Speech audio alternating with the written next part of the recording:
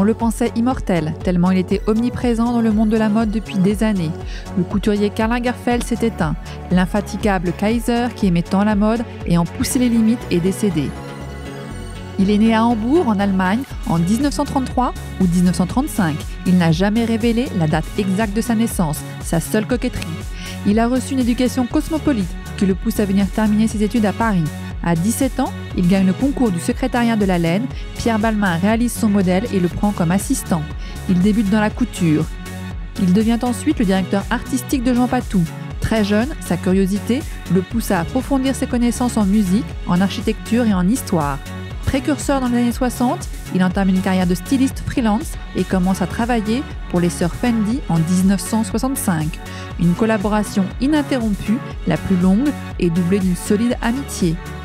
En 1966, il dessine la collection Chloé, puis de 1992 à 1997. En 1983, il fait son entrée chez Chanel comme conseiller artistique. Il saura interpréter avec insolence l'esprit de Gabrielle. Le classique noir et blanc, la fameuse petite veste noire et les accessoires siglés. Claudia Schiffer, Inès de la Fressange deviendront grâce à lui des mannequins stars. Il retraduira au fil des saisons le classique tweed et mettra en avant le savoir-faire des ateliers, poussant toujours plus loin les prouesses techniques. L'esprit Lagerfeld naît en 1984, quand Karl lance sa propre griffe. Graphisme et modernité se reflètent dans sa propre maison. Karl s'éloigne du passé et se projette dans le futur. Pluridimensionnel, c'est en 1987 que Karl le photographe passe derrière l'objectif, réalisant les images de ses dossiers de presse et campagnes de pub, mais également des photos pour de prestigieux magazines. Après avoir retrouvé une silhouette allégée de nombreux kilos, le Kaiser fera de son image un personnage emblématique à travers le monde.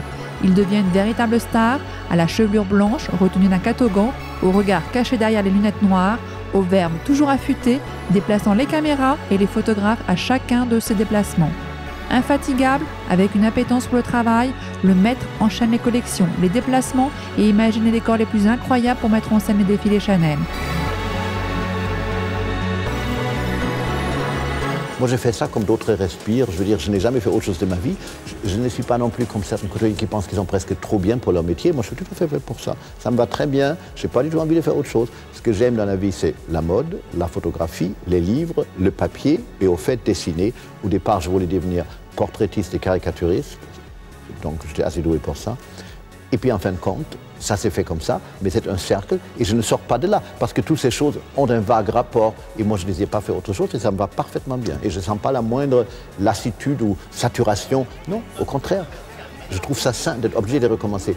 Toujours en avance sur son temps, tout l'inspire, même son chat Choupette qu'il vénère et que l'on retrouve en gris-gris ou sur des imprimés. Il aurait aimé inventer la chemise blanche, son uniforme, mais laissera bien davantage à la mode. Le talent de capter l'air du temps et de faire de Chanel le label français le plus connu et vendu au monde. Il aurait détesté qu'on revienne sur son passé, mais il ne nous en laisse pas le choix, comme tout grand artiste qui s'en va.